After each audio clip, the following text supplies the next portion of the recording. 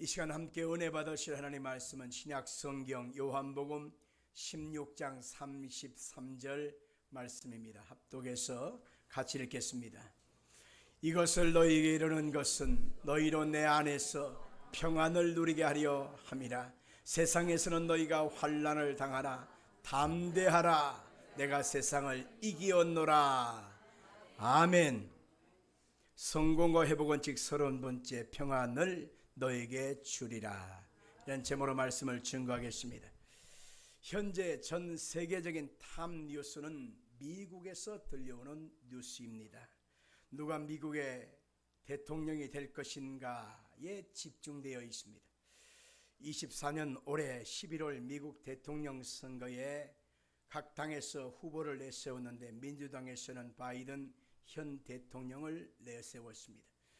그리고 공화당에서는 트럼프 후보가 나섰는데 트럼프 후보가 많은 사람들 앞에서 연설을 하다가 그만 총으로 저격을 당했는데 그것이 그만 미수에 그쳤죠. 그래서 귀가 상했다고 하는 그런 뉴스를 들었을 것입니다. 암살 사고가 터졌는데 이 사고를 겪으면서 사람들은 죽지 않고 살았기 때문에 트럼프는 신이 내린 사람이다 라고 하는 별명을 붙여서 말하게 되었습니다. 입지가 더 견고해지고 굳어지면서 사람들에게 인기몰이를 한몸에 하고 있습니다. 반면에 민주당 현 대통령인 조 바이든 대통령은 치매 의심 상황으로 내몰리게 됐습니다. 이 말했다 저 말했다 말도 안 되는 얘기를 하고 그래서 저 사람 치매에 걸렸겠네. 그래서 대통령 후보감을 사람들이 이제는 사퇴하라고 해서 결국 사퇴하게 됐어요. 그래서 석 달 남은 상황에서 급고 부통령인 카멀라 해리스라고 하는 이 화면에 나온 이분이 대통령 선거에 후보감으로 나오게 됐다라고 하는 뉴스가 떴습니다. 어떤 사람들은 이렇게 말할 것입니다. 나 지금 살기도 바빠. 정신없어. 그런데 우리나라도 아니고 저 멀리 미국 땅에 있는 대통령 선거까지 우리가 관심을 가져야 되겠느냐 이렇게 말할 것입니다. 여러분 그것은 하나만 알고 둘은 모르는 것입니다. 어느 당 후보가 대통령이 되느냐에 따라서 약소국인 우리 대한민국의 향방이 결정되기 때문에 아주 중요한 사항입니다. 대한민국의 외교, 경제, 산업, 수출, 국방, 미군 철수 문제, 남북 간의 통일 문제, 안보 문제 등등 모든 것이 미국이라고 하는 주도적인 역할, 패권 국가에 의하여 우리나라가 다 좌지우지 되는 것을 알 수가 있는 것입니다. 거기에서 정방향으로 갈 것이냐 아니면 순리대로 잘 풀릴 것이냐 안 풀릴 것이냐가 결정되기 때문에 우리는 미국 대통령 선거도 하나님이 주관해 달라고 기도해야 합니다. 동서남북 어디를 봐도 미지수요 예측 불허의 상황뿐입니다.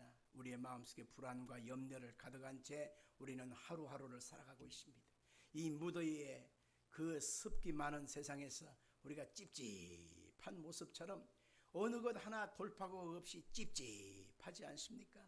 먹고 사는 문제가 찝찝하고 경제적인 우리의 삶도 그렇고 직장 문제도 그렇고 어디 하나 뾰족한 요소가 없이 우리는 불안과 공포를 가득한 채 염려의 시대, 불안의 시대를 오늘로 살아가기 때문에 마음 편히 산다고 하는 것이 얼마나 중요한 것인지 이 마음 편히 산다고 하는 것이 얼마나 소중한 것인지 우리가 알게 되는 것입니다. 자, 그렇다면 우리는 평안을 이렇게 원하고 마음 편히 살고 싶은데 평안은 어디에서 오는가? 어떻게 해야 오는가? 오늘 시간 한번 잠깐 알아보려고 합니다. 첫 번째는 진정한 평안은 하나님께로부터 온다라고 하는 것입니다. 같이 합시다. 진정한 평안은 하나님께로부터 온다. 모든 평안은 하나님께로부터 나오는 것이지 세상으로부터 오는 것이 아님을 알아야 하는 것입니다. 하나님과 함께하는 그곳에 평안이 있고 하나님이 함께해 주는 그 사람에게 평안함이 임하는 것입니다. 최초의 사람 아담이 살던 에덴 동산은 불안과 공포, 염려가 없었다는 것을 아실 것입니다. 왜냐하면 그들은 하나님과 함께 살고 있었기 때문인 것입니다. 하나님과 함께 했기 때문에 그들의 인생과 그들의 삶은 늘 평안할 수밖에 없는 것입니다. 그런데 아담이 왜 두려움을 갖게 됐고 왜 공포를 가졌게 됐는가? 우리는 분명히 알 수 있습니다. 그것은 죄를 지은 결과 때문에 바로 하나님과 멀어진 그 순간부터 그들에게는 두려움과 공포가 왔다는 것입니다. 죄를 짓고 선악과를 따먹고 나서 그들이 무화과 나무로 자기의 부끄러운 것을 가렸는데 햇볕이 나니까 곧 말라지잖아요. 바로 그때 하나님이 아담을 부릅니다. 아담아, 어디 있느냐? 내가 부끄러워서 내가 숨었나이다. 불안과 공포와 두려움이 그들에게 엄습했던 것입니다. 하나님께서는 이 죄 많은 인생들의 삶의 현장 속에 그들을 내버려 둬버리면 평안을 얻을 길이 없는 것입니다. 그러나 그 평안은 하나님의 은혜에 대한 회복이 있을 때만 바로 평안을 회복할 수 있다는 것을 알 수가 있는 것입니다. 한번 생각해 보실까요? 캄캄한 밤중에 깊은 산골짜기에서 길을 잃어버렸어요. 어디로 가야 될지 알 수가 없습니다. 그러면 얼마나 두렵겠습니까? 여러분, 어린아이가 좋은 옷을 입었어요. 어린아이가 좋은 신발, 명품 신발을 신었습니다. 양손에는 지가 먹고 싶고 가지고 싶었던 그런 과자를 양손에 쥐고 있습니다. 그런데 엄마를 잊어버린 거예요. 사람은 많은데 엄마가 없어요. 그러면 명품이 무슨 소용이 있겠으며 지가 먹고 싶은 과자를 손에 쥐고 있던 여러분, 이것이 무슨 의미가 있겠습니까? 마찬가지입니다. 우리는 우리 영혼의 부모이신 하나님을 만나지 않고 하나님의 은혜를 덧입지 않고 하나님과 함께하지 않는다면 우리는 평안을 상상할 수가 없는 것입니다. 많은 사람이 하나님을 제쳐두고 하나님을 거부하고 하나님 없는 나만의 유토피아를 꿈꾸면서 어디에서 와서 왜 살며 어디로 가는지 알지 못하고 방황하며 살면서도 그 마음속에 불안과 공포가 다가와도 사람들은 이 불안과 공포를 이길 방법도 찾지 못한 채 오늘도 헤매고 살아가는 것을 보는 것입니다. 하나님을 찾는 자, 하나님을 만나는 자, 하나님의 은혜를 입는 그 사람만이 영혼의 행복을 얻을 수가 있는 것입니다. 시편 91편 1절 한번 같이 볼까요? 지존자의 은밀한 곳에 거주하며 전능자의 그늘 아래 사는 자여, 나는 여호와를 향하여 말하기를 그는 나의 피난처요 나의 요새요 내가 의뢰하는 하나님이라 하리니. 아멘. 이 본문은 다윗이 고백한 것인데 다윗은 오늘 하나님을 가리켜서 하나님은 나의 피난처시로다, 나의 요새고 내가 의뢰하는 하나님이 되신다 라고 하는 신앙을 고백하고 있는 것입니다.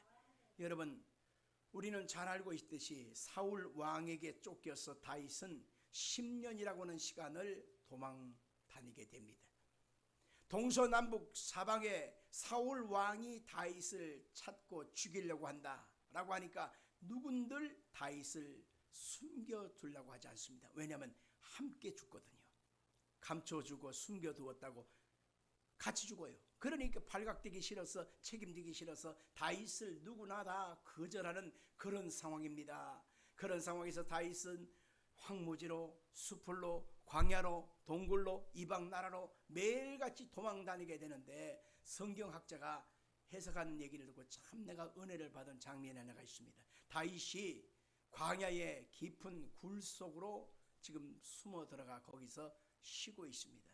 낮에는 덥고 그 이글이글한 그 태양빛에 어디도 쉴 곳이 없습니다. 근데 굴 속에 들어가서 있게 되면 서늘한 바람이 불고 서늘한 기운이 있으니까 거기서는 깊은 안식을 얻을 수가 있어요. 그래서 거기서 이렇게 기대가지고 가만히 있는데 졸음이 실실 올 거 아닙니까?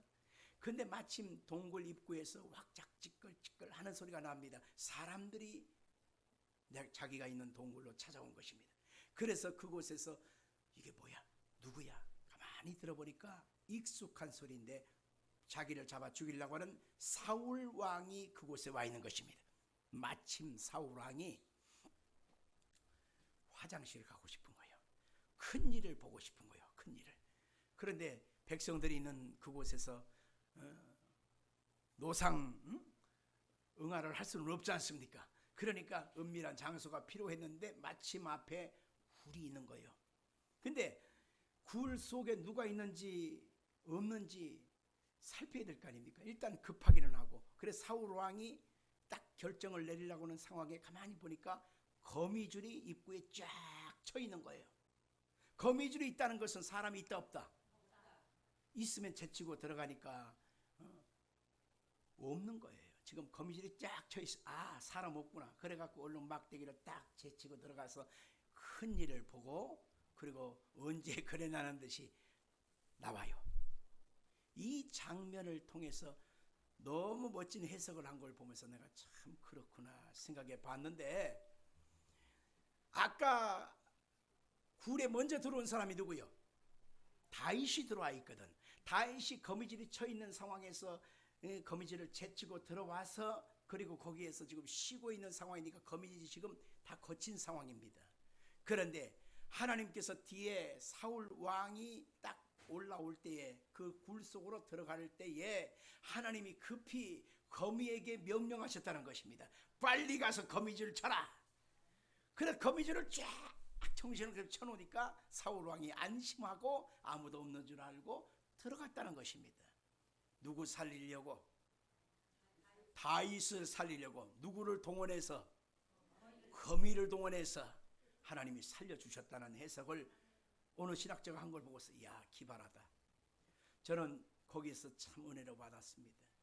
내가 동으로 갈 거니까, 서로 갈 거니까, 누구를 찾을 것인가, 누구를 찾아갈 것인가, 내가 누구를 의지할 것인가, 내가 믿을 수 있는 사람이 누군가, 나의 피난처가 누구인가, 아무리 찾아도 다윗에게는 없었습니다. 이미 민심이 기울었어요, 사울 왕에게. 그러니 다윗은 오도 가도 못한 상황에서 피난처가 없어서 늘 슬픔과 괴로움으로 하루하루를 불안 속에 살게 되었는데, 하나님께서는 그 거미줄을 통해서 하나님이 다윗을 살려주시고 피난처가 되어주신 것을 보았단 말입니다. 그래서 다윗은 여기에서 고백하기를, 하나님은 나의 피난처요, 나의 요새요, 내가 의뢰하는 하나님이 되어주신다. 내가 그 그늘 아래 피함이요 라고 고백한 것입니다. 오늘 살아가는 여러분과 저도 똑같은 고백을 해야만 하는 것입니다. 하나님만이 나의 피난처입니다. 하나님만이 내가 믿을 수 있는 분입니다. 하나님만이 내가 안심하고 맡길 수 있는 분입니다. 여러분, 오늘 그 고백이 하나님께 연락되어지기를 주 이름으로 축원합니다. 91편 2절과 3절도 같이 읽겠습니다. 나는 여호와를 향하여 말하기를, 그는 나의 피난처요, 나의 요새요, 내가 의뢰하는 하나님이라 하리니, 이는 그가 너를 새 사냥꾼의 올무에서와 심한 전염병에서 건지실 것이미로다. 아멘. 눈만 뜨면 위험 요소들이 얼마나 많습니까? 눈만 뜨면 우리에게 절망과 두려움을 갖다주는 상황이 얼마나 많습니까? 그때마다 하나님께로부터 오는 그 평안을 소망하면서, 은혜 입기를 소망하면 우리에게 생명이 회복되는 것입니다. 하나님은 독생자 예수님을 십자가에 못 박아 죽이시기까지 하나님이 우리를 사랑한다고 하는 사실을 증명해 주신 것입니다. 그러므로 십자가에 못 박히신 그 예수님의 이름을 부를 때마다 하나님의 사랑이 여러분을 극도로 사랑하고 있다는 사실을 우리의 마음속에 믿을 수가 있는 것입니다. 우리가 예수의 이름을 부를 때마다, 예수님의 이름을 찬양할 때마다, 예수님의 이름을 간절히 원할 때마다 그분은 나의 포도나무가 되어주시고 우리는 그분에게 속한 가지가 되게 해주셔서 그 안에서 우리는 열매를 맺되 풍성히 맺게 하는 아름다운 역사를 베풀어 주시는 것입니다. 둘째로, 우리가 평안을 누리면서 살아가려면 하나님을 믿고 이제는 어떻게 해야 돼요? 의지해야 합니다. 간절한 마음으로 의지하는 것입니다. 우리는 성경에서 다윗과 골리앗의 싸움의 장면을 한번 연상해 볼 수가 있는 것입니다. 다윗은 어린 청소년입니다. 양측입니다. 목동입니다. 근데 골리앗은 키가 3m에 육박한 사람이고, 어릴 적부터 싸움을 위해서, 전쟁을 위해서, 사람 죽이는 것을 위해서 훈련된 용사입니다. 전사예요, 전사. 그가 갑옷을 입었습니다. 창은 얼마나 큰지요. 칼은 배틀째 같습니다. 방패로 무장하고 있습니다. 그를 넘어뜨릴 사람이 없습니다. 그 사람이 끊임없이 와서 이스라엘을 향하여 외치기를, 누가 나와 맞설 사람이 있느냐. 나가봐라. 아무도 못 나가는 것입니다. 두려워 떨고 도망했다는 것입니다. 사무엘상 17장 24절입니다. 이스라엘 모든 사람이 그 사람을 보고 심히 두려워하여 그 앞에 도망했다 라고 말하고 있습니다. 아무도 나설 사람이 없는데 다윗이 그 소식을 듣게 되었습니다. 사울 앞에 가서 내가 나서서 저 사람을 쓰러뜨리겠습니다 라고 말할 때 너무너무 어이가 차지 않아요. 아직 청소년입니다. 이 사람은 군인도 아니에요. 목동 양측입니다. 그런데 와서 저 사람을 쓰러뜨리고 내가 이기겠다고 말하는 것이요. 왜? 하나님이 함께 하시기 때문이래. 여러분, 이거 굉장히 중요한 얘기예요. 사람의 마음에 가득한 것이 입술로 나온다라고 했어요. 따라합시다. 사람의 마음에 가득한 것이 입술로 나온다. 은연중에 마음에 채워놨던 생각과 관념과 자기의 모든 고집이 그 속에 들어가 있는 대로 입술로 나오게 되어 있습니다. 입의 고백을 들어보면 그 사람의 생각을 알 수가 있는데, 다윗은 발에 땅을 딛고 살아가지만은 그는 그 마음속에 하늘을 향하여 소망하는 그 소망이 가득했던 것입니다. 하나님의 능력을 그는 믿었습니다. 하나님을 날마다 찾고 의지하는 신앙의 고백을 하면서 살아갑니다. 하나님의 그 말씀을 마음속에 늘 묵상하며 살아갑니다. 그래서 그는 입만 열면 하나님 찬양하며 하나님께 감사하며 입만 열면 하나님 앞에 영광 돌리는 신앙의 고백을 하면서 살아갔던 것입니다. 다윗의 취미는 하프를 치는 그러한 수금을 타는 그러한 재능이 있었는데, 수금을 타면서 여러분 세상 유행가 불렀겠어요? 아닙니다. 그는 찬양하면서 감사하라, 경배하라, 하나님께 감사하는 고백을 하면서 늘상 영광 돌리는 그런 사람으로 살았던 것입니다. 반면에 골리앗은 어떻습니까? 그는 어릴 적부터 하나님 없는 인생을 살았잖아요. 그 속에 사람을 죽이고 어떻게 죽여야 되고, 그리고 그 사람한테 내가 어떤 저주를 퍼부어도 된다라고 하는 그런 생각으로 가득했습니다. 하나님 없는 불신앙이 그 속에 가득했습니다. 오만과 자만이 그 속에 가득했습니다. 그런데 과연 결과가 어떻게 됐나요? 다윗은 갖고 있던 작은 물맷돌 하나를 제구에 집어넣고 돌려서 너는 칼과 창과 단창으로 내게 오니만 나는 만군의 여호와의 이름으로 나아간다 선포하고 던져버리니까 결국 그것에 맞아서 골리앗이 쓰러지고 달려가서 그가 갖고 있던 칼을 빼서 목을 잘랐다고 성경은 말하고 있습니다. 우리 한번 성경을 한번 찾아볼까요? 사무엘상 17장 36절로 37절입니다.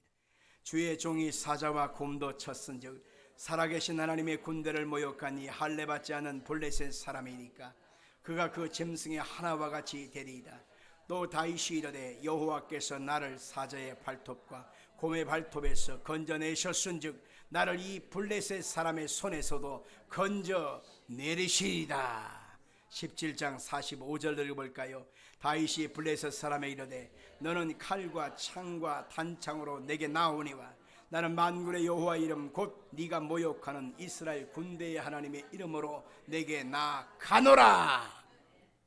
우리 속에 가득한 것이 무엇이냐에 따라서 입술로 말하는데, 만군의 여호와의 이름이 나와 함께 하시니 나는 여호와의 이름으로 나아간다.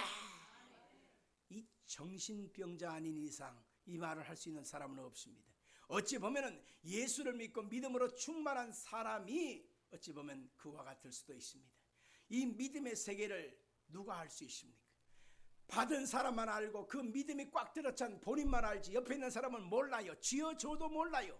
그런데 우리 속에 예수를 믿는 그 믿음의 크신 담대함이 있게 되면 내 속에서 그 믿음이 선포되어지는 것입니다. 할 수 있거든이 무슨 말이냐? 믿는 자에게 능치 못할 일이 없다. 하나님이 하시는 일을 누가 막으랴? 하나님을 누가 대적하랴? 하나님의 역사하심을 입술로 고백할 수 있는 것 그냥 하는 것이 아닙니다. 그 속에 믿음이 꽉 들어차야만 하는 것입니다. 그렇기 때문에 우리는 하나님을 믿으면서 그 하나님의 역사가 내 속에 이루어지기를 입술로 고백해야만 하는 것입니다. 우리는 자녀들이 마음에 안 든다고 속상하다고 쉽게 함부로 자녀들한테 우리는 내뱉을 때가 있습니다. 너는 왜 하는 짓마다 그 모양이야? 너는 왜 그렇게 덜 떨어진 짓을 하니? 남의 집 애들은 잘도 잘하는데 너는 왜 그따구 잘하냐? 쉽게 하는 말 아닙니까? 너는 싹이 노래 될성 싶은 나무는 떡잎부터 알아본다는데 너는 왜 그 모양이야? 쉽게 우리는 말하지요.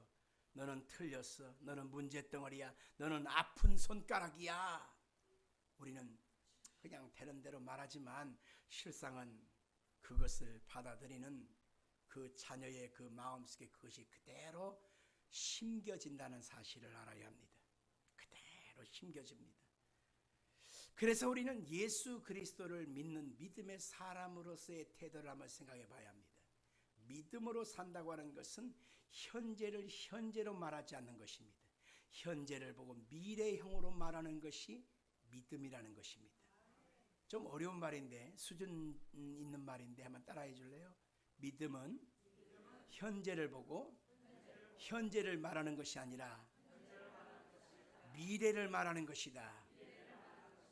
성경에 믿음은 바라는 것들의 실상이요 보이지 않는 것들의 증거니 라고 말하고 있습니다. 믿음이라고 하는 것은 현재 안 되고 찌그러지고 짜부러지고 얽히고 설키고 망가지고 부셔지고 이 상황을 말하는 것이 믿음이 아닙니다. 이 상황 속에서 이 다음에 하나님이 어떻게 행할 것을 말하는 것입니다. 지금은 상황은 이렇지만 하나님이 이렇게 하실 것이다. 지금 이 모양이지만 하나님이 이렇게 하실 것이다.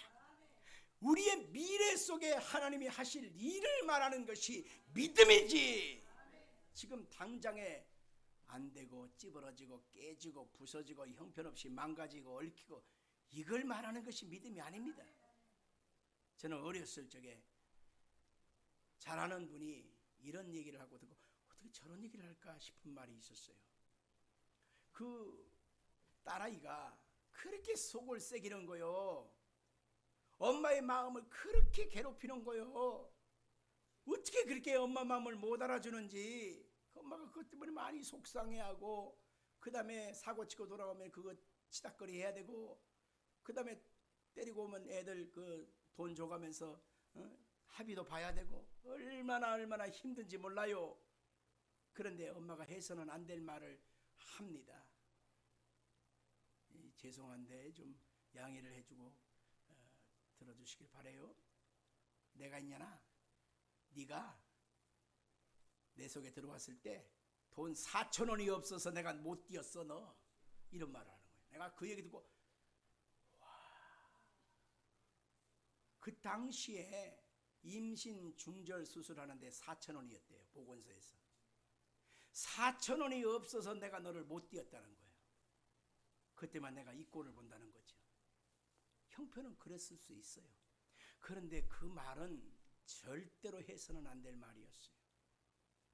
나중에 계속 반복적이면서 내가 너를 4,000원이 없어서 못 뛰었다.